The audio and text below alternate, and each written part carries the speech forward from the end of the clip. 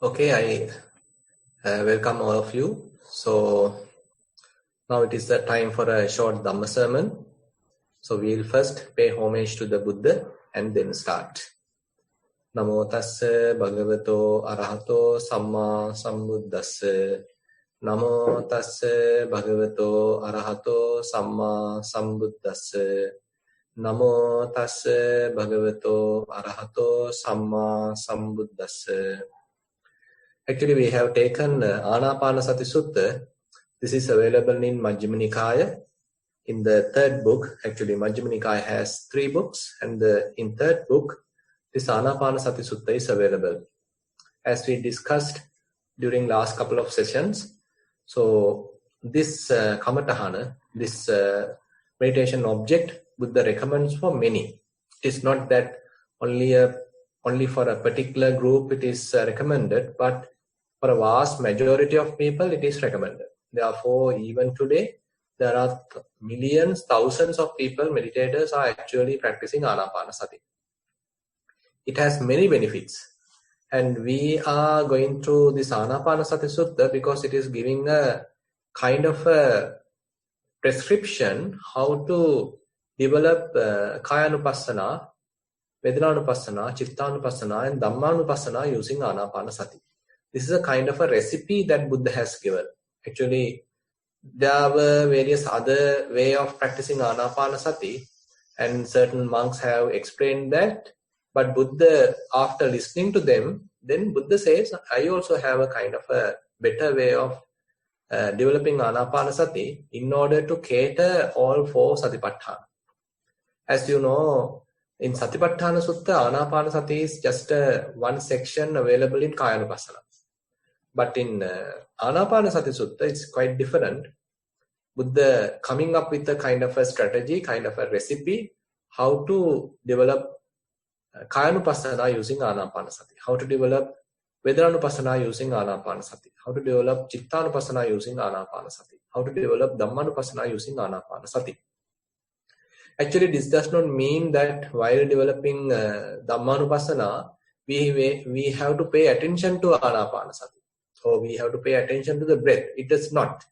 But Anapanasati is like a lifeline available throughout. And whenever it is necessary, we can plunge into Anapanasati. We can get back to Anapanasati like a lifeline, like a survival kit. Because, say, for example, when you are observing a certain painful feeling, assume that due to its severity, probably your mind get disturbed. Your mind get become restless. On such occasion, you can simply go back to Anapanasati because it is available and you are quite familiar with it. And likewise, there are many benefits, and probably Suranga can start to show the information that we have prepared. There's a little document we prepared explaining first 4 steps.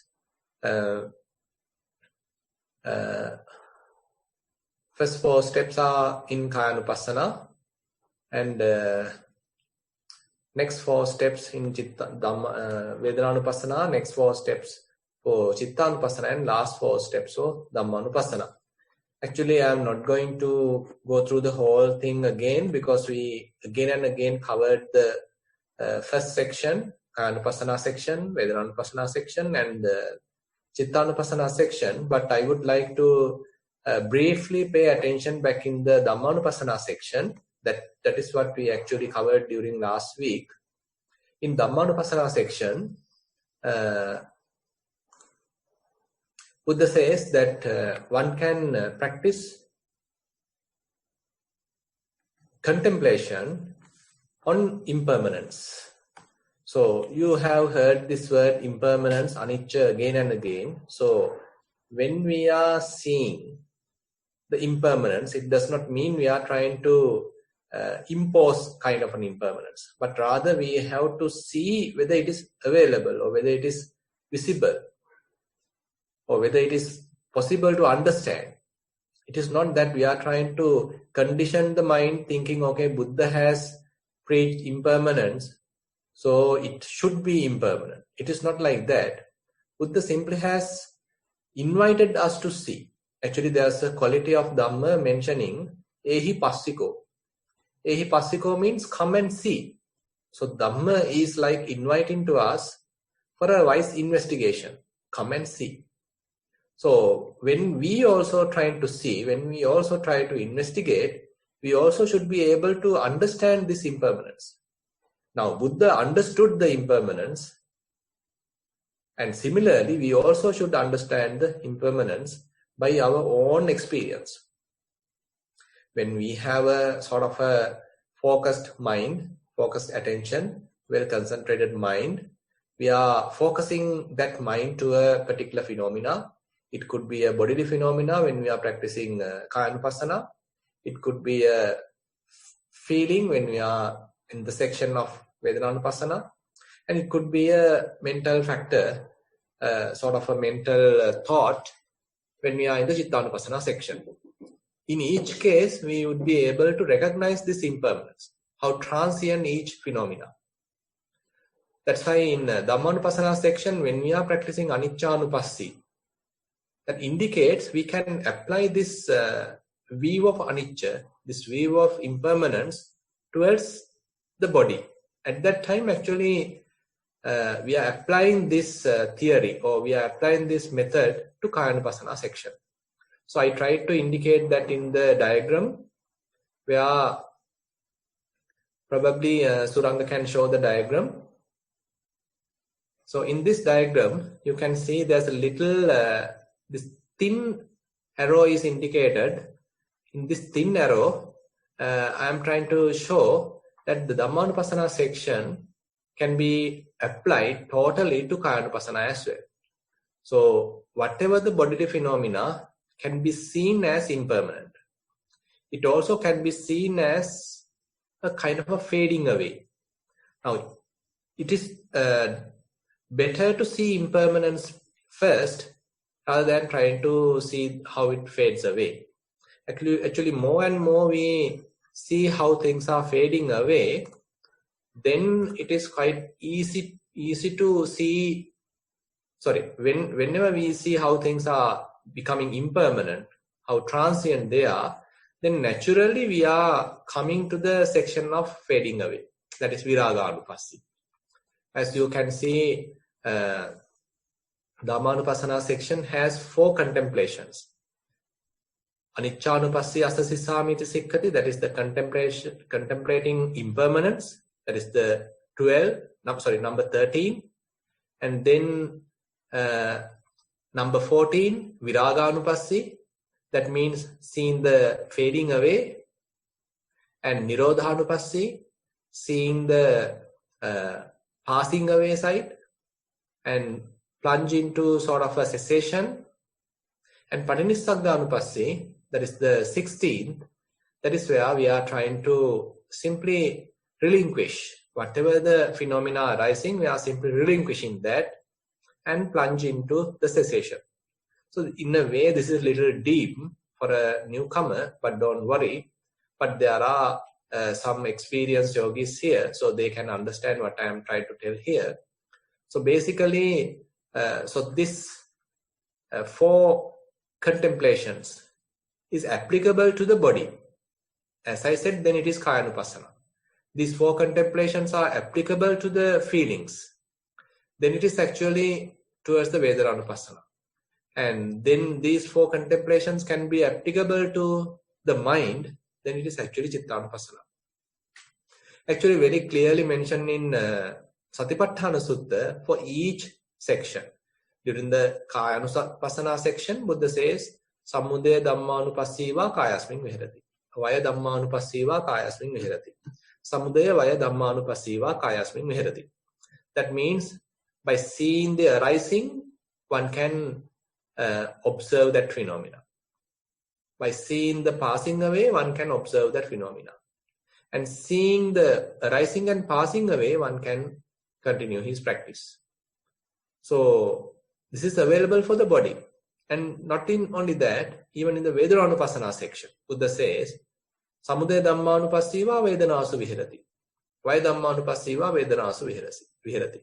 Samudaya Vaya Dhammanupassīvā Vedanasu vihirati.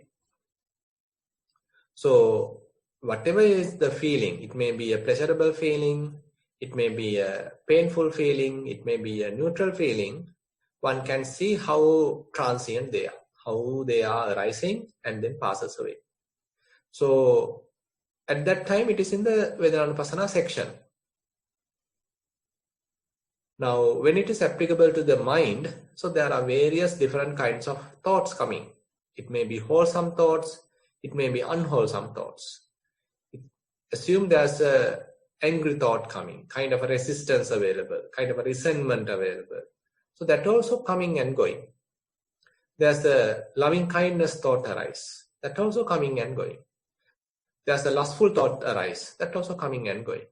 There's a renunciating thought arise, just to give up, just to relinquish, that is also coming and going. So all these are actually, we are looking at in a different perspective rather than trying to promote wholesomeness or rather trying to suppress unwholesome thoughts. We look at them in a non-judgmental way. This is quite important when it comes to Chittanupassana. So we have an attitude of non-judgmental awareness. So we don't have any kind of a preference. Okay, only the wholesome thoughts should arise. There is no such preference. There should never arise unwholesome thought. There is no such wish. So our mind is quite open. So therefore mind becomes quite relaxed, open, and therefore various thoughts can arise. We are not disturbed because we have some confidence now. Whenever one reaches Chittanupassana section, one has fair amount of confidence about one's mindfulness. So one know that my mindfulness is fairly strong now. I may not get caught to various defilements when I am trying to see them, when I am trying to be mindful about them. But rather one is confident that I can handle it. When there's a lustful thought arising, I can simply observe it. Not getting caught to lust, not promoting lust. When there's an angry thought arising, I can simply observe it. I can be mindful about it without promoting it, without fertilizing it, without encouraging it. So likewise, so one has some amount of confidence. This is quite important. So when you are practicing Kayanupassana as a beginner, you may not have that confidence because you are still catching up, you are still developing, building up. But when you reach Chittanupassana, Dhammanupassana, it requires fair amount of established mindfulness, developed mindfulness, as well as clear comprehension, sampajanya. So if one has that, then one can deal with this section. So next, in this diagram, I am trying to show that Anapanasati, therefore, contributes to Kayanupassana, contributes to Vedananupassana, contributes to Chittanupassana, and contributes to Dhammanupassana. So this is what in this pink color arrows are showing. Just to give you an idea that Anapanasati can be used to develop all four Satipatthanas. And today we can see how Kayanupassana then contributes to the development of 7 enlightenment factors. So this sutta does not stop here, but rather it is now further continuing. Now Buddha is telling how one can develop enlightenment factors by fulfilling 4 types of Satipatthana. You know, now Anapanasati is where we started, especially during the Kayanupassana section. And then it helped to develop the rest of the Anupassana. And now Buddha is explaining us how each and every Anupassana, that means Kayanupassana, Vedananupassana, Chittanupassana, Dhammanupassana, is contributing towards the enlightenment factors, contributing towards the development of various enlightenment factors. Now, enlightenment factors typically we call as Bojjhanga. Bojjhanga, Bodhi Anga. Bodhi Anga means in Pali, the factors contributing towards the enlightenment. So therefore they are not immediately available, but as we practice, they start to appear. They start to slowly growing up. Now, the first enlightenment factor is mindfulness, sati. Second enlightenment factor is dhamma vichaya, investigation, wise investigation. Third enlightenment factor is virya, effort. Fourth enlightenment factor is rapture, piti. Fifth enlightenment factor is tranquility, passaddhi. Sixth enlightenment factor is concentration, samadhi. And the seventh, the last enlightenment factor is equanimity, upekha. So probably you might have already heard about these seven. If this is the first time, you can understand there are 7 enlightenment factors Buddha preached, and they are sati, dhamma vichaya, virya, piti, passaddhi, samadhi, upekha.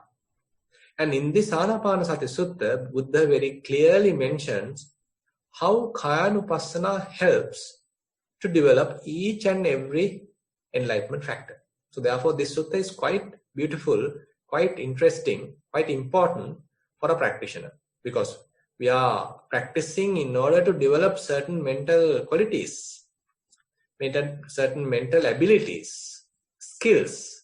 So now this sutta is revealing how it is contributing.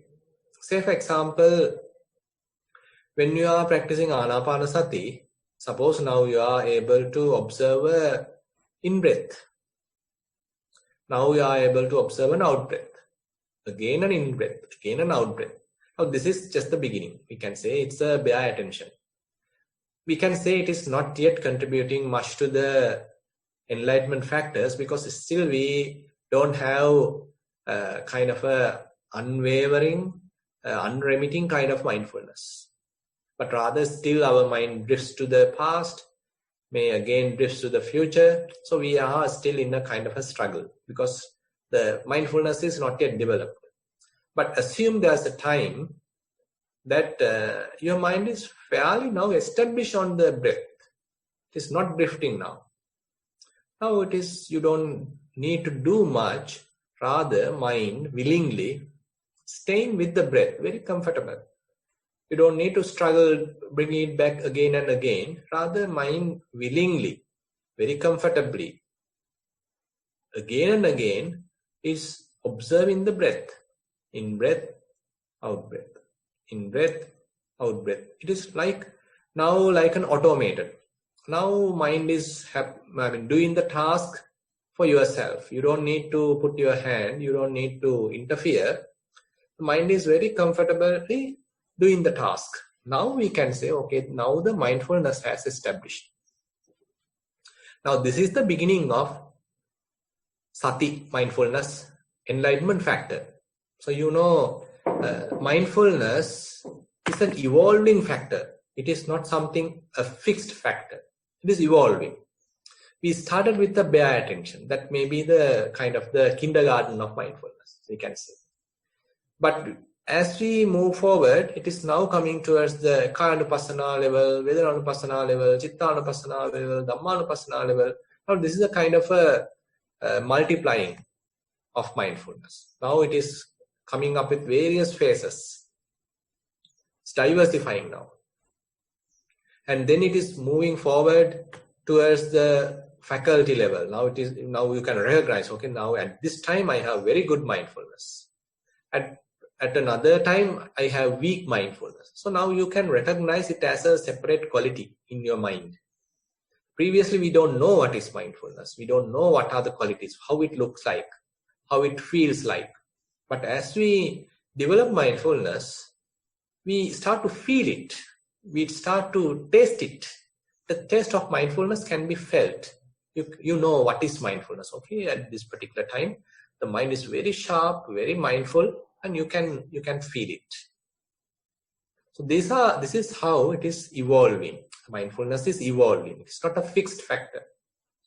Now, in the 7 enlightenment factors, in the first enlightenment factor, mindfulness, is therefore beginning, we can say, at the Kayanupassana section, where the mindfulness is well established now. It is not wavering. It is not shifting. Attention is well fixed properly plunge into the object. Each and every breath is now quietly observing. Now this is the beginning of mindfulness enlightenment factor. It does not stop there. It is now improving again and again. Each and every breath contributing a little bit of mindfulness. When we are being aware of each and every breath, it is contributing a little bit of mindfulness, contributing some factor to the mindfulness. It's like you are sharpening a blade, you are sharpening a knife. Now each time when you are rubbing it on a, say, sharpening a stone, each time it is sharpening it a very little. Again you rub it, again it's sharpening a very little. Again you rub it, again it is sharpening a very little. When you do it 100 times, 200 times, 300 times, now you can get a very sharp blade, very sharp edge of knife. So similarly, we are using this repetitive action to sharpen mindfulness.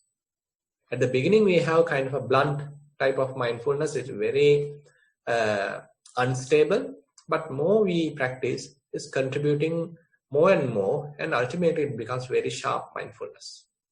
So this is how the mindfulness factor getting developed in Kayanupassana. Say for example, when an in-breath happens, you know it is okay, now this is the beginning of in-breath, this is the middle of the in-breath, this is the end of the in-breath. Now this is where you are recognizing, because you have a kind of an eye to watch, you have a kind of a searching attitude. You are now investigating, is it really the beginning? Is it really the middle? Is it really the end? Is it the gap? So you have a kind of an inquiring attitude. Now this is where the Dhamma Vichaya, investigative factor, going to develop. That is the second enlightenment factor. So you see, so these mindfulness and enlightenment, the Dhamma Vichaya actually is developing in a very quiet mind. It is not that you are trying to talk, you are trying to verbalize, you are trying to condition. Rather, you have an observing mind, inquiring mind, kind of a little curious mind. You want to search, you want to investigate, like a scientist, you want to investigate the breath. How it is happening? Is it long? Is it short? Is it the beginning? Is it the middle? Is it the end? Is it the gap? So you are searching, you are investigating, you are carefully observing. Now this is where the Dhamma Vichaya or investigation factor going to happen. Now this is a beginning, and more you do it again and again, 1001 times, then this enlightenment factor starts to grow using Kayanupassana. Suppose if you don't have enough energy, you can't do it. You may do it for a couple of seconds, for a couple of breaths, and you feel lazy, you feel lethargic, and you give it up.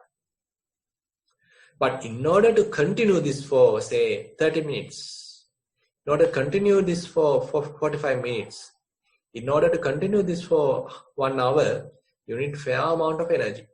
You need fair amount of effort, because this is not that interesting at the beginning. You know, it's very kind of a lazy task.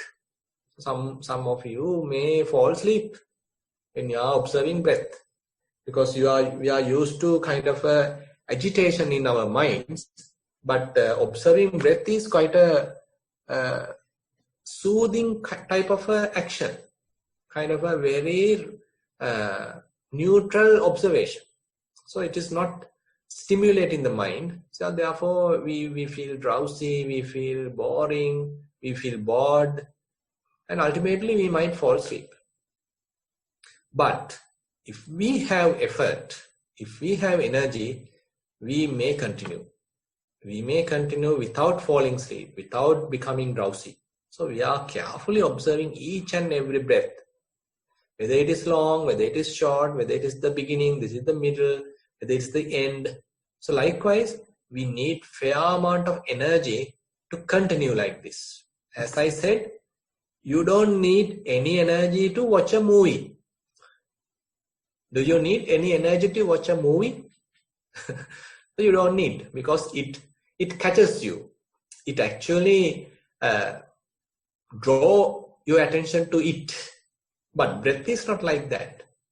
Breath may never draw your attention to it. But we have to observe it very carefully. Since it's a very neutral, ordinary activity, so we have to effortfully do it.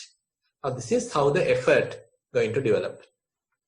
So more we do it, the effort, that is the third enlightenment factor, virya, going to start. So we are not giving up, we are again and again continuing, we are again and again investigating, again and again observing very curiously or carefully, and as a result the effort also growing. Assume now this whole thing becomes successful. At the beginning it was not, you are struggling, your mind goes to the past, go to the future. So likewise many issues were there. Your body aches, and even for a slight sound you get disturbed, even for a little pain you get disturbed, for various thoughts you get disturbed, you get distracted. But because of your continuous practice, if you succeed, now each and every breath, effortlessly in a way, not much effort is needed. You don't need to struggle taking or bringing back the mind again and again to the object. Now the mind is comfortably observing each and every breath. And breath is also now slowly calming down. Now it is like a beautiful breath. There are no defilements in the mind, no kamachanda, no vyapada, no ill will, no lust, no restlessness. So mind is coming kind of a satisfied, rapturous, happy kind of a state. So this is the beginning of Piti, enlightenment factor, the rapture. Because you understand now the process ultimately succeeded. You won the battle ultimately. It was a kind of a battle at the beginning because the mind is like a monkey. It is not a tamed monkey, but a kind of an untamed monkey. The jumping here and there. It's kind of a waste of time at the beginning. But you are also not giving up. You are continuing your practice. You have a lot of determination. As a result of your continuous practice, if you succeeded, then this rupture going to arise. And the mind experience kind of an ongoing type of a happiness, kind of a pleasurable feeling is now arising because the mind doesn't need to struggle. Mind is free from defilements now. Mind is free from 5 hindrances. So therefore kind of a piti arise. So when piti is there, whenever piti is available, so it is helping actually to arouse passaddhi, what is called tranquility. This tranquility is actually have 2 components. The body become tranquil and mind also become tranquil. So when body become tranquil, so you feel like floating, there are no pains available in the body, you feel quite comfortable, feeling at ease. So all these are kind of a bodily comfort. Body becomes quite completely tranquil. And the mind also now tranquil, it's calm, and therefore this is the beginning of passaddhi sambojjhanga, tranquility sambojjhanga, that is the number 5. Then suppose when everything is happening smoothly, now your mind is quite tranquil, and the body also tranquil, feeling quite comfortable, and as a result mind get concentrated. Passadda khayasa sukhino chittang samadhyati. Buddha says when the mind and the body is tranquil, you feel comforted, you feel comfort, you feel at ease. So this happy feeling, this comfortable feelings contributes to the development of concentration, because the mind doesn't need to go out now. Now, when we are practicing at the beginning stages, why our mind is constantly going out? Have you ever thought about it? I mean, you are trying to keep your attention on the breath, but why the hell this mind is going out? Have you ever thought like that? So, because the mind thinks, it assumes or it presumes happiness is available outside, not available inside. So just watching the breath is kind of a boring task. There is no happiness at all. So it is trying to find out happiness outside. It's always going to the past, always thinking about the past, imagining about the future, trying to find out happiness outside. But at this stage, mind becomes concentrated because it has found some happiness within. Internally now the mind is happy. You are not expecting anything from outside. You are not asking anything from outside. Internally, just by watching the breath, mind is now contented. It doesn't expect anything from outside. The mind is quite contented, quite happy. So it is concentrated. So it is contributing to more focused, more collected type of mind. Now we are in a kind of a success story. Now, I'll give you a simple simile. Suppose you are riding a horse cart. There are, say, 4 horses in your cart. And all the 4 horses are driving in the equal speed. And they are also very tamed. And everything happens smoothly. What are you going to do now? Suranga, can you answer? You don't have to do anything, Bhante. That you can relax and then let it go. Exactly. So that is where we simply have to watch. We have to do nothing because everything happens smoothly. Now the same situation in our meditation. Now our effort has succeeded. All the struggles are all succeeded. Now we don't need to struggle further. Now each and every breath, each and every, say, whatever the phenomena arising, bodily phenomena, comfortably mind is watching. You don't need to drive it. You don't need to interfere it. You don't need to encourage it. But mind is quite happily doing the task. And mind is not shifting to the past or to the future. It is utterly the present. So you have to do nothing. Just watch. Let the mind take over. Now this is where the upekha, equanimity, going to arise. Because everything is all right. So you are like an outsider. Now you are watching with an equanimous mind. So this is where the equanimity, upekha sambojjhanga, arising. More and more you do it like that, the equanimity arising. Now this whole incident, all these 7 enlightenment factors are sort of sharpening each and every breath, we can say. And sharpening each and every bodily, say, what we call this element characteristic. Say when you feel, suppose you are doing walking meditation. When you do walking meditation, actually it is a bodily task at the beginning. So your, say, left leg is touching the ground. You feel kind of a gross hardness, roughness you are feeling. In the walking meditation, there's a kind of a stage where everything happens quite smoothly. You don't need to put your hand. Your attention is not drawn outside. But the body is simply, the task happens by itself. Quite comfortable. You, like an outsider, you can watch the process. So on such occasion, you can say all these enlightenment factors are developing. Because the mindfulness is well established, each and every time when you are recognizing hardness, when you are recognizing stiffness, when you are recognizing, say, lightness, heaviness, cold, heat, all these different element characteristics.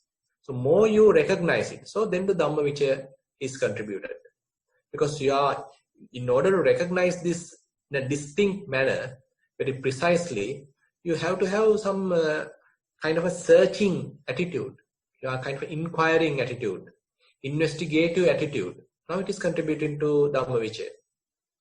And when it is, in order to do that, you need a lot of effort, because it's a kind of a boring task in a way. And you are contributing again and again, you are continuing. So the energy, the effort is developing. And when everything succeeds, then the kind of rupture, everything's smooth, nothing much to do, the rupture is there, happiness is there. So when happiness is there, the body is calm, mind is calm, pasaddhi is there, tranquility is there. When tranquility is available, the mind is concentrated. You don't need to do anything, but mind gets naturally concentrated, naturally collected, well focused to the task, well geared to the task. And at that time, you can simply observe it happening, everything smoothly, and therefore the equanimity arises. So likewise, whatever the body-related meditation technique, it may be Anapanasati, body-related part, Kanapasana section of Anapanasati, or it may be Dhatu Manasikara, element meditation, or it may be, say, walking meditation. So there are many different Kayanapasana related techniques available, and each contributing likewise, like I have explained, towards these 7 enlightenment factors. So with that, actually, I like to conclude today's short Dhamma sermon. Maybe we can investigate, or we can discuss how Vedana-Anupassana is contributing towards the development of 7 enlightenment factors on next week. So I invite Chatu or Suranga or whoever ready for the questions to present. So we can start the question and answer session. Avassarai Bhante, we have 5 questions currently. Yeah. Question number 1. This is a general question. Dear Venerable, things are going well in my life, yet I tend to get annoyed at things very easily. A few years ago, I had difficult times in my life, and I noticed I had so much patience when dealing with these things. I feel now, often my ego comes out, and I'm waiting for someone to do something that I feel is impacting my image. It's hard to make the right judgment at times. Sometimes I feel, should I let things go by and not pay much attention, or should I be okay with everything that happens? In the working environment, I find people try to be highlighted by doing less work. This tends to make me annoyed, even though I don't show it. Inside me, I have an agitation towards these people. Any advice is much appreciated with metta. That's the end. I think this is the quite natural way of world.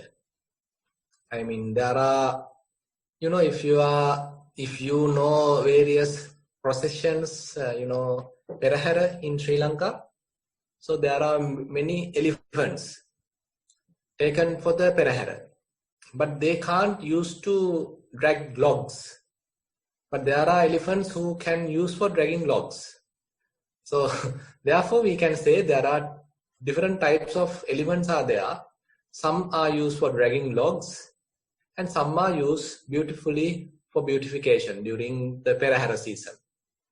So likewise, during the employees are also like that. Some are into marketing, they simply talk, they simply show.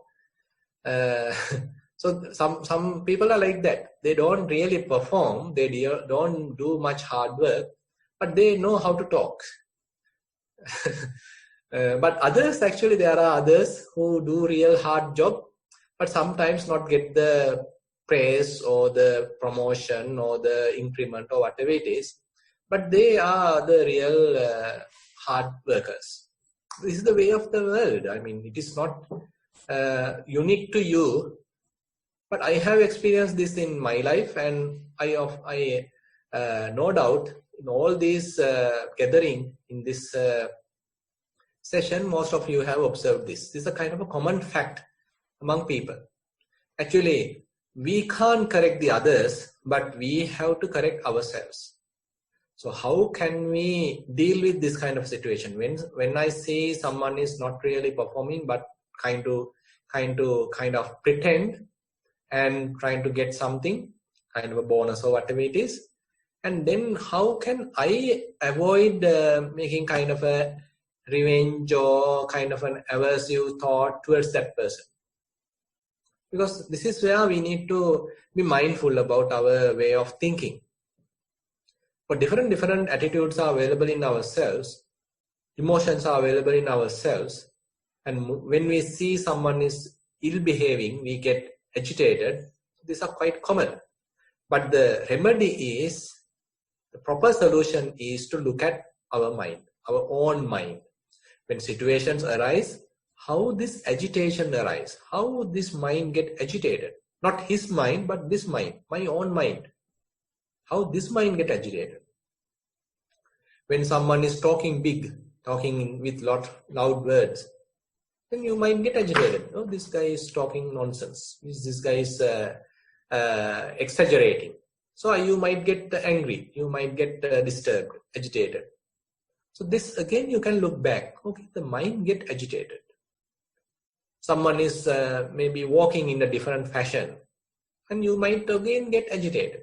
So we have some sort of a framework within ourselves, and when someone is behaving apart from that framework, we get agitated, we get upset.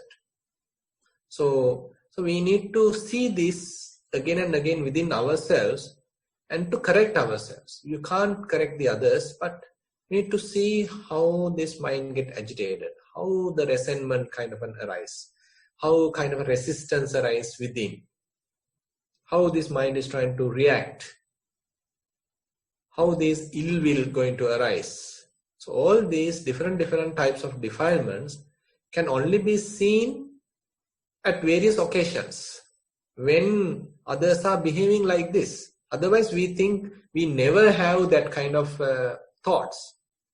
But when others are behaving in different manner, all these different kind of reactions are arising in our mind.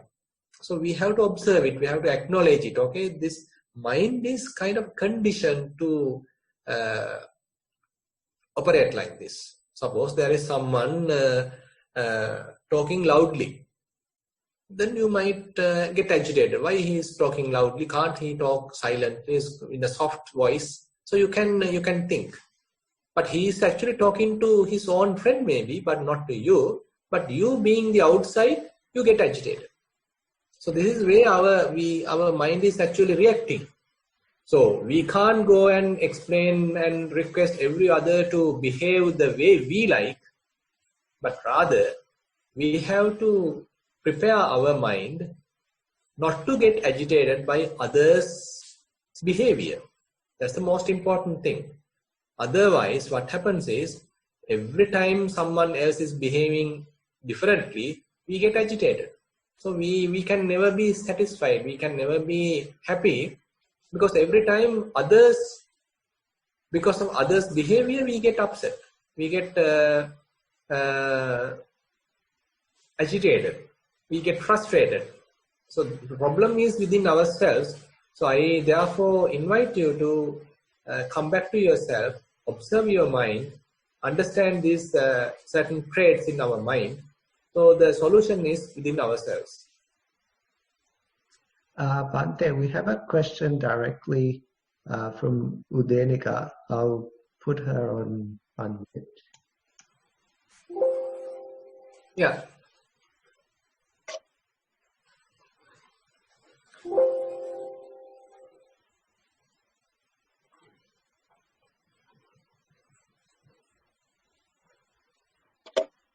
Hello, Bante.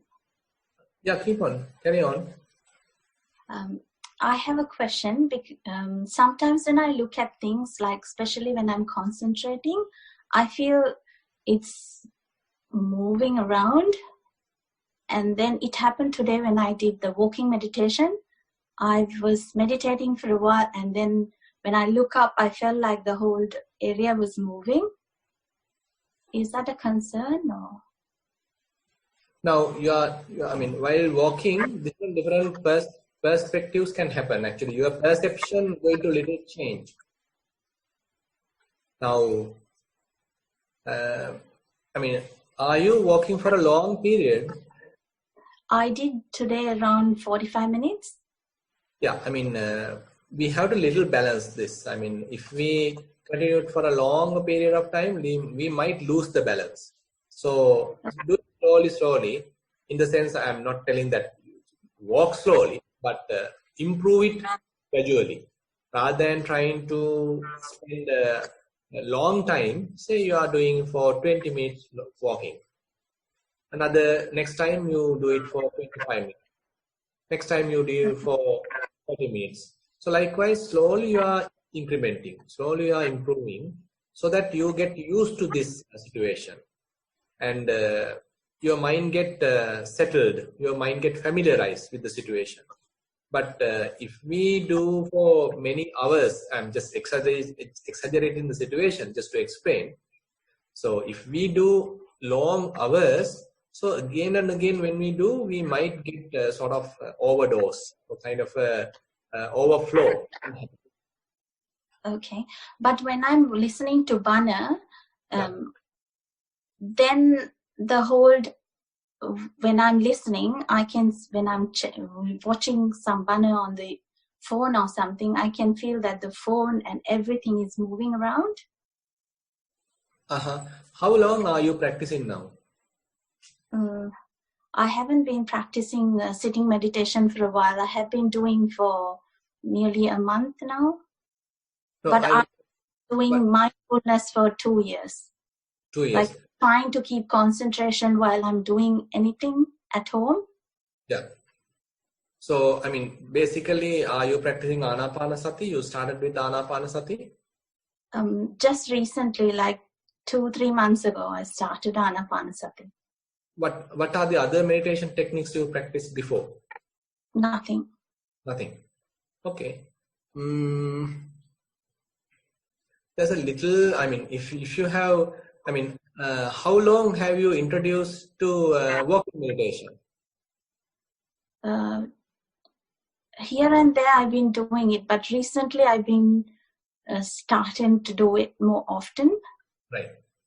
So because, if our mind get too concentrated, too much concentration can lead to little problems. So therefore, we need to balance concentration with mindfulness, because mindfulness is quite relaxed and it is kind of an awareness, and it is actually is the one which is balancing. Where concentration is required, we have to improve concentration. Where effort is required, we can improve effort. Where the observation is required, we can improve like that. So this balancing part is actually the task of mindfulness. So therefore, put in a very relaxed way, without too much concentration. Okay. Now, if you introduce too much effort, too much concentration, that becomes a kind of a restricting factor in your mind. Okay. I hope you understand what I am telling. Now you are like holding tightly. If you are holding tightly, then it is contributing negatively to the practice. Rather, if you allow things to happen, if you allow naturally things to grow, it is a kind of a natural process. Therefore, it seems like maybe the concentration is too much, or maybe the effort is too much. Just try to adjust. Say for example, in your practice, at the beginning, you probably have a little bit of more effort in order to tame the mind. But later, once the mind is well tamed, you don't need that much of effort. You can simply allow things to happen smoothly. gradually, because now the mind is quite established in mindfulness. Now you can take your hand out, and let the process take over by itself. And at that time, it's kind of a relaxed attitude. So on such situation, we are actually changing effort throughout the session. At the beginning, we have some strong effort. Then we are reducing the effort because mind is slowly concentrating, slowly focusing its attention. And once everything is succeeded, we can simply take off our hand and let everything happen by itself, and we are quite equanimous. Okay. Yeah. Thank you, Bhante. Yeah, you are welcome. Question number 2 of 6. This is on walking and sitting. Dear Bhante, I have been practicing as per your instructions, dividing my time between walking and sitting practice. My sitting practice is being mindful on the breath. I can feel the breath quite strongly, and it fades away after 10 to 15 minutes of continuous application of mindfulness on various sensations and changes in those sensations. I can continue with the sitting for 50 to 60 minutes without much distraction. My walking seems progressing well. I can feel the differences in the left and right soles, and once continued with the application of mindfulness, the sensations spread across the body and bleach away. After 15 to 20 minutes, I feel the vibrations of the feet touching the ground, but the mind stays calm and quiet in a suspended mode without identifying the sensations in detail. It is like I'm floating on a carpet of walking vibrations. Other sensations like sounds are around, but the mind is suspended in the middle. I can observe thoughts appearing and disappearing without harming this process. I tend to practice walking more than the usual session time, like this matter, which sometimes go past 1 hour and 30 minutes. Should I be concerned that the walking practice takes 1 hour 30 minutes and sitting is limited to 30 minutes these days? I recall Bhante always encourages to balance sitting time with walking and highlight the benefits of walking meditation. Is there an upper limit in walking where I should cut the excessive practice and focus back on sitting?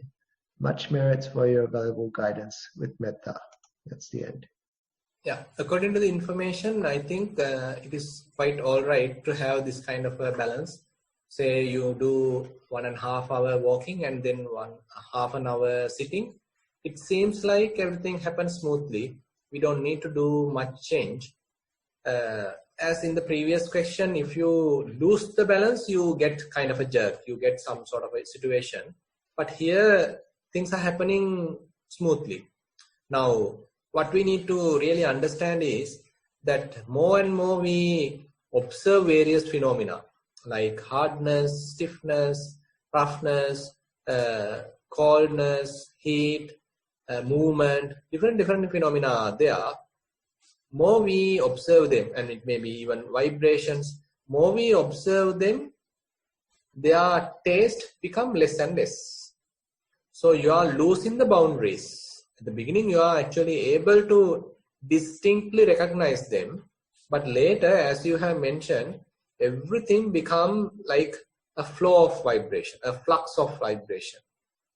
Various phenomena are available, but mind is not that picky now.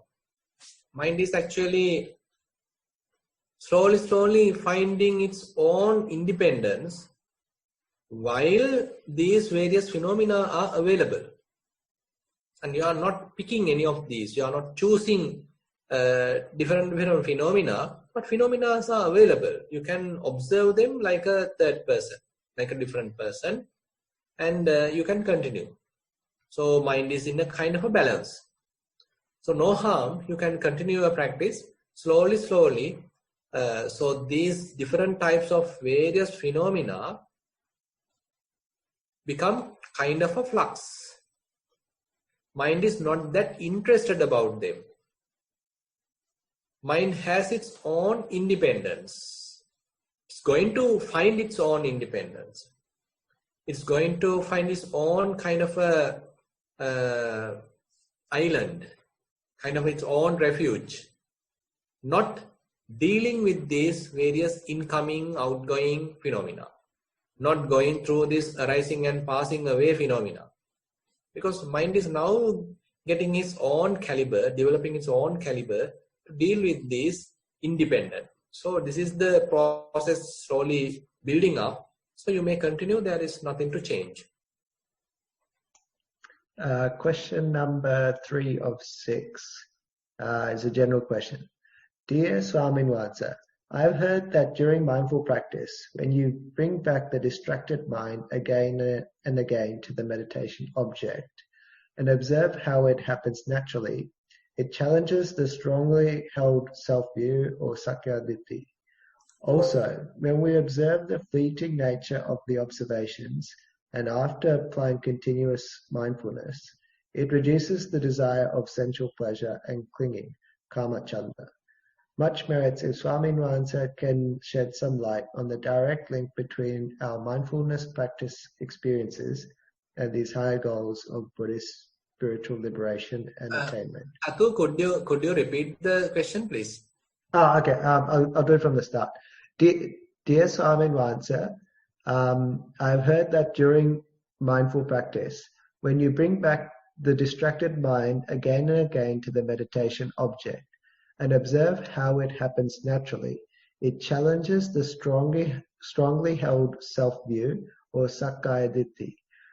Also, when we observe the fleeting nature of the observations after applying continuous mindfulness, it reduces the desire of sensual pleasure and clinging, kamacchanda. Much merits if Swaminwansa can shed some light on the direct link between our mindfulness practice experiences and these higher goals of Buddhist spiritual liberation and attainment. With metta. That's the end.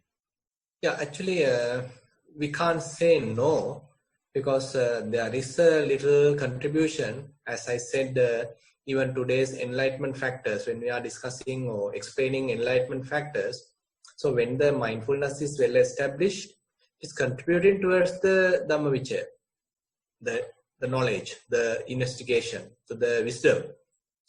So actually this Dhammavichaya, this Sampajanya, clear comprehension, clearly knowing, is in a way the seed of wisdom. It is how it is, it's the beginning of development of your wisdom. Wisdom is what ultimately penetrate the sakkayaditthi, the personality view. So therefore, we can't say it is not contributing to penetrate sakkayaditthi. There's a contribution. It's a kind of a gradual contribution. As I said, typically we are with a kind of a compact view. So we think, okay, this body is mine. This is I. This body belongs to me. So likewise, we have a kind of a taking this whole body as one unit, one single unit. This is I. This is mine. This is I am. So likewise, using the body, we personify. We come up with the personality view. But more and more you observe the body, you will understand it's kind of a process. It's not a kind of a unit. It's not kind of a compact entity. It's a kind of a ongoing process. Kind of a breathing process is there, blood circulation is there, various other digestion processes are there. So likewise, so many processes are there. None of these processes are actually fixed. They are also kind of changing processes. And they also depend on various other external factors, external causes, conditions. And more and more you observe like this, the reality going to be evident, and you understand things as they truly are. So that actually contributes to further dilute this personality view, sakkayaditthi. And ultimately, so it is not that we are simply observing breath, or we are not simply observing this, say, rising, falling, or simply observing hardness, roughness, all this. Slowly, this practice actually evolving to see how impermanent they are. It's a kind of a natural evolvement. We may start with very basic things, but as we move forward, our practice evolves and we start to recognize different angles of the practice. At the beginning, various different elements are there, but now element characteristics are there, but now they all appear like a flux. They all appear like a transient, completely impermanent, coming and going, arising and passing away type of a process. So this is where it is contributing more towards the wisdom. And it is understanding kind of an impermanence and how, and this kind of impermanent nature is constantly happening. Happening again and again. And it is kind of a ongoing process. This arising and passing away is a kind of an ongoing process. So we are being kind of tormented because of this kind of an arising and passing away. So is it really happy? Is it really pleasurable? Is it kind of unhappiness? Or can we really expect happiness from this kind of a vulnerable situation? This kind of a transient situation? Impossible. Then we understand it is kind of a suffering, kind of an unsatisfactoriness. It is sort of a torture. And on top of that, everything is beyond my control. Only very little control I have. So these are being governed by various external causes, and on those causes I have no control. So therefore, this whole thing happens due to cause and effect relationship. So nothing belongs to me. So I can't find a person there. There is no I there. There is no ongoing, everlasting, existing person, soul there. So now more and more sort of a contribution towards the wisdom happens. You are recognizing the non-self. So likewise, this whole meditation technique is allowing us to gradually open our eyes to understand the reality. So that actually may help to overcome, as you said, the Sakkaya Ditthi, the self-view. Question 4 of 7, I think. Is a general question. Dear Venerable Bhante, due to the current global pandemic situation, most of us live in fear at least from time to time, based on health, economy, jobs, education, etc., etc. When I try to be mindful on day-to-day activities, I can observe this fear as thoughts and physical reactions. The most prominent is the physical reactions in the body, which are the heavy chest, breathlessness, heat under ears, and tightness in the jaws. I cannot understand or observe from where these fears emerge and why they emerge due to external input. It will be quite helpful if Bhante can explain the basis of this fear and how should we manage them in the context of mindfulness. Thank you for conducting this valuable program and your insights. That's the end. Yeah, I think this is kind of a common problem we face today, and this is the reality. I mean, we can't simply sort of get rid of this. We can't simply suppress this. This is the bitter truth. So we expect some sort of a lasting happiness in a sort of a extremely vulnerable situation. So as I explained during the previous section, we are trying to find happiness at a wrong place. So, say for example, there's a beautiful story from Nasruddin. You might have heard the Nasruddin. So one day he got a bag of chili, and he's taking one chili and eating, and it's extremely, hot. And again, he is not satisfied. He is finding another chili and again eating. It's also quite hot. Now again, he takes another chili and again it's eating. He's eating. Still hot.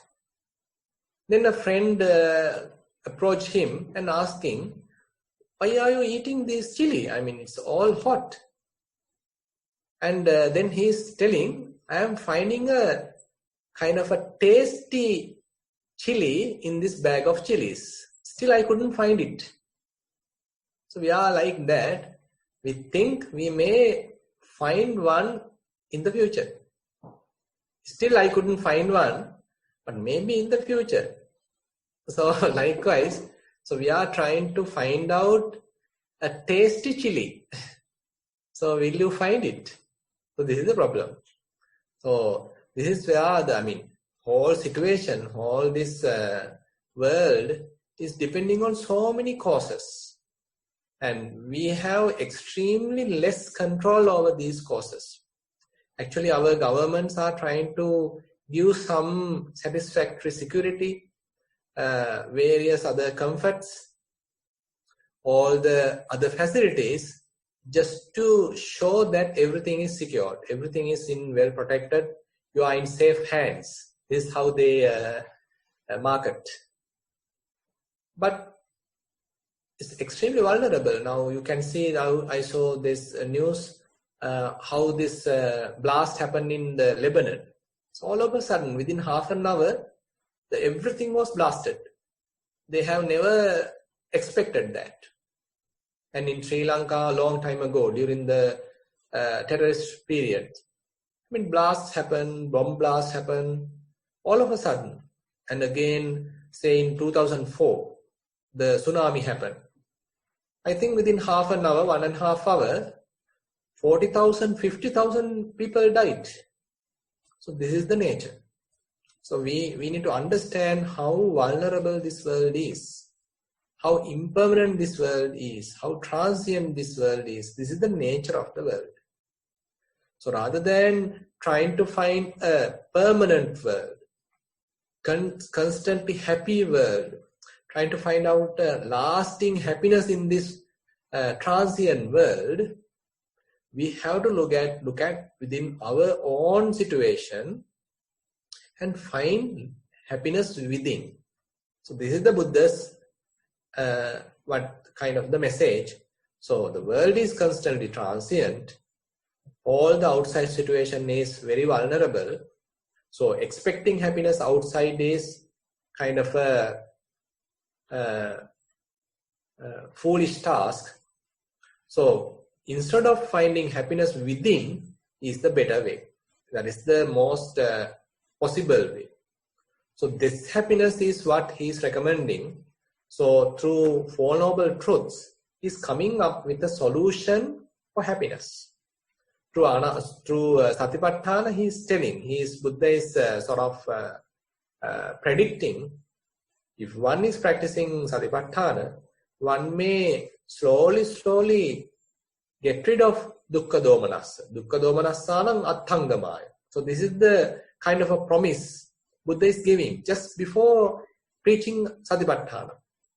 Ekayano ayam bhikkhave maggo sattanam visuddhya. Soka pariddavanam samatikkamaya. Whatever the sorrows we have, whatever the sufferings we have, whatever the sort of despair we have, all starts to slowly fade away. Don't expect this will happen within a day or within a week, within a month. But slowly you will understand some kind of a contentment is available in the mind. Irrespective of what happens outside, you understood kind of a refuge is available within yourself, not outside. More you practice, more you have confidence in your own practice, you will understand, okay, this is the path, this is the way, and I have less burden now, or I have less friction now, less frustration now. Instead, I have some kind of a serenity, some kind of a happiness. It is not kind of a pleasure, but kind of a serene, kind of a peace, stillness. So this kind of a happiness. So it is based on the wisdom. It is not then that something that we are trying to immediately coming up with miracles, but rather we are observing what is really going on, understand with the wisdom, this is the nature of the situation, this is how things are. While these things are behaving like this, how the mind can behave in a very consistent manner, how the mind become undisturbed. So this is how Buddha is actually recommending his path. Sorry, Bhante, we've actually gone over time. Is it okay if we continue? Yeah. So question number 5 of 7, theory question. Bhante, in the 7 enlightenment factors, you mentioned having energy helps to improve effort. Are there any particular things you can suggest for us to improve our energy? Much merits for your guidance. That's the end. Now, this energy is actually more related to the various activities. So today actually I have mentioned only related to the Kayanupassana. But even say, for example, Vedananupassana. Suppose there are various pains arising in the body. Now you need some energy to endure it, to be patient with them. And even while with these various painful feelings are available, to continue your practice. So this is also energy. And suppose there are times your meditation is not going well, you feel like collapsed. At that time you need energy to again rise up. This is also energy. And sometimes people are telling, okay, you are wasting your time. What's the point of looking at this breath? What's the point of looking at air? There is no use. And people are criticizing you. But still you continue your practice. So this is also energy. So likewise, and it's in a way we can say it is coupled with faith. Because you have faith on the practice. You have faith on the Dhamma. You have faith on the Buddha. So you continue even when still you can't find, say, kind of tangible results. Still you are continuing. This is also contributing towards the energy. Therefore, it is not just Kayanupassana, just by watching the breath you are contributing, but by various other activities also we are contributing towards the energy. Whenever various obstacles are coming on our way, so we are not stopping. We don't get defeated. Rather, we continue the practice. And even when the results are not yet seen, still we continue. So this is how actually effort, the energy is arising. Question number 6 of 7 is a general question. My mind, very randomly, regardless of morning or evening, gets into a bad mood, i.e., irritable, less appetite, less chatty, less motivated, and in need of instant gratification, irrespective of any external stimulus. Why does this happen? How can I manage my emotions so as not to harm myself, my image in the minds of co-workers, or feelings of those around me, by acting angry for no good reason? That's the end.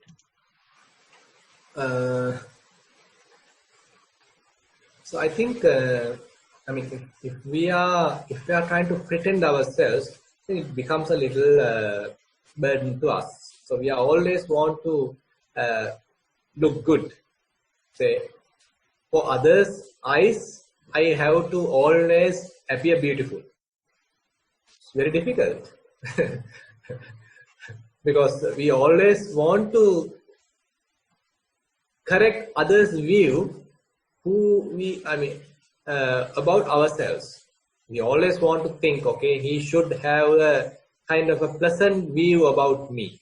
He should never have a wrong view about me. He should never refuse me.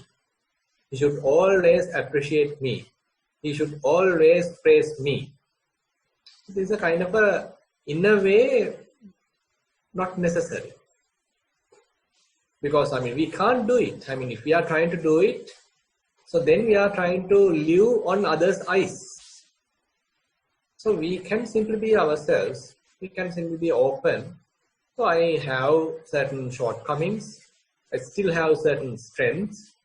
And I am trying to develop my strengths and reduce shortcomings. So we as humans, that's the nature. So the teaching, the Buddha's teaching is available for that. So we are recognizing what are the shortcomings within ourselves. Where can I develop? Where can I improve? Where do I go wrong? Where these mood changes happen? What are the external causes for these mood changes to happen? So how can I maintain the proper mood in a way? How can I maintain a sort of an equanimous mind even when things are going wrong? Now, this does not mean kind of an indifference, kind of a sort of callous kind of a situation, but rather with wisdom are we able to maintain the sort of unwavering kind of a situation. So this requires some strength within yourself. So that is what we are trying to develop mindfulness, to understand various realities. So this is how the whole practice is based on. Simply by taking it superficially and trying to achieve it, okay, I need to appear like this, I always have to appear like beautiful, smart, very wise and all these things, impossible. I might do some foolish tasks. I might behave in a wrong way. I might lose my mindfulness. All these things are possible. And I might fall asleep while talking, while meditating, while among others. I might use wrong words. Everything can possible. So others also may forgive me. I also forgive them. So likewise, actually, the whole thing is communicating. So therefore, not necessary to think too much about, okay, I always have to have the sort of the best mood or correct view or something like that. Rather, then and there I can recognize how my mind reacts, how these mood changes happen, how emotions are arising. And more you observe that, then mind become kind of matured. It's not trying to suppress these different moods, but we are recognizing these moods. We observe these moods, how these moods are arising, how the mind is trying to react, and how the mind is trying to condition. And then we understand it's not necessary. And when they are arising, you can watch it like an outsider. So this is in a way Chittanupassana. This is in a way Dhammanupassana. So this is how you are observing these various moods also come and going. They are not permanent. You can't have the same mood throughout the day. It's impossible. Moods change happen. They are also impermanent. So likewise, you can develop your mindfulness, wisdom. Then that may give you a lot of strength to continue your practice and again to face various ups and downs in your life. Question number 7. There's 2 parts. I'll do the first part. Sitting mindfulness. The breath is very subtle, making me intentionally breathe as I try to observe, which I think is wrong. How do I observe without this intentional breathing? That's the end. Chatu, there is a heavy rain going on. I couldn't hear the question. Okay, I'll say again. Sitting mindfulness. The breath is very subtle, making me intentionally breathe as I try to observe, which I think is wrong. How do I observe without this intentional breathing? That's the end. I mean, you simply observe. You don't need to intentionally breathe. So let the body breathe. And that is what we need to do. I mean, you don't need to interfere. That's what I said. At the beginning, we may introduce noting, labeling, and all these techniques are there. Because mind is not focused. But later, the breath becomes calm, breath becomes subtle. So at that time, we should, I mean, if we try to force breathe, that is wrong. If we try to intentionally breathe, that is wrong. Because we have to facilitate this calming down. That is what Buddha mentioned is number 4. Passambhayam kaya sankharam asasissamiti sekkati. By tranquilizing the breath, you allow the breathing to happen. So you allow it to happen. Rather than doing anything, you let it happen. So that is the way the correct practice, at the beginning you contribute by seeing how it is long, whether it is short, and all these things. But as a result of this practice, your breath starts to calm down, starts to become subtler and subtler. At that time, you have to facilitate that. You don't need to do anything. Try to not to do anything, then it will happen naturally. Last question, Bhante. Continuation from the previous one. Can the sitting practice and other mindful practices have adverse impacts on my life, like arousal of diagnosable mental illness or noticing too much detail sense objects, that the big picture or the meaning is incomprehensible? I hope that makes sense. That's the could you repeat the second part, Chatu? Yeah, I don't actually.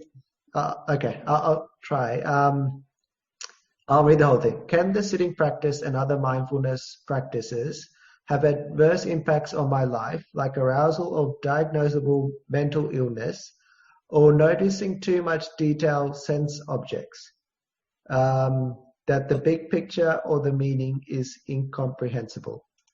I don't know the exact meaning of that question. Actually, basically, so if we do correct mindfulness practice, we may not get any mental illnesses. Instead, whatever the illnesses we have, we may slowly disappear, because it's a kind of a remedy. It's a kind of a medicine for the various, mind-based illnesses. I think we call them, I don't know, there's a beautiful term, psychological diseases, or what, different names are there. So that kind of, nowadays, many bodily diseases, bodily illnesses are happening because of the mental unrest, because of the mental situation, because of the kind of agony, because of the frustration, because of various mental issues. But the mindfulness practice helps to understand different situations, have kind of an own understanding, have kind of an awareness, have kind of a restful mind, have kind of a relaxed mind, tension-free mind, stress-free mind. So that actually contributing to the health. The mental health becoming better and better, and that contributes to the bodily health, so the body also becomes healthier and healthier. So therefore, it has a kind of a good relationship. So at the beginning, we may have various frustrations, various expectations, a lot of burdens, and all these things. But slowly with the practice of mindfulness, mind become comfortable, take things easy.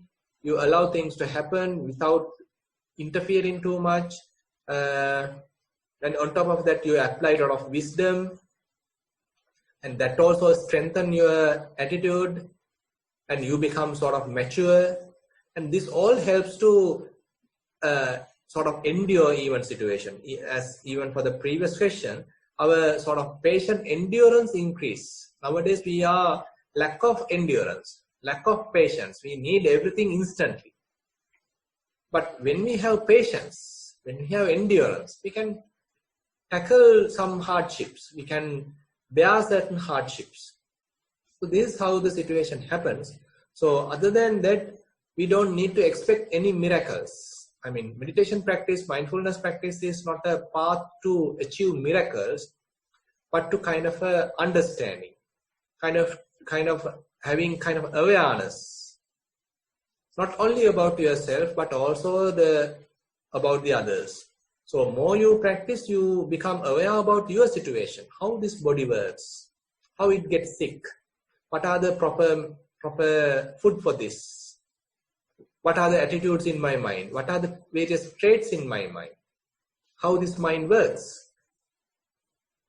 And you kind of coming up with various solutions in a way.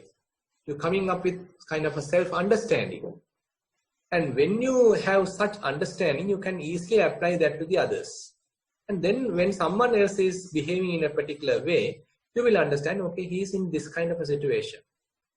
he has to be sort of sympathized, because I also went through such situation.